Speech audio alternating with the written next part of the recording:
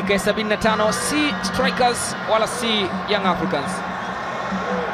Uchizi Funga ameweka pasi ndani huko ya kupenyeza, nafasi kwa Strikers.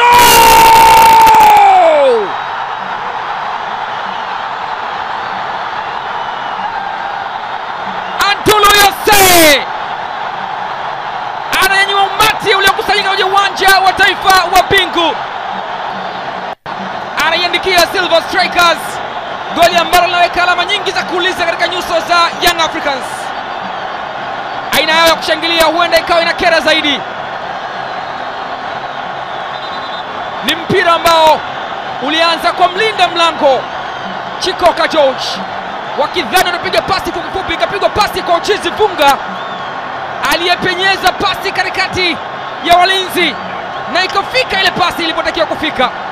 Ernest Petro akaona hapa mazingira ni magumu, siwezi kufunga mwenyewe.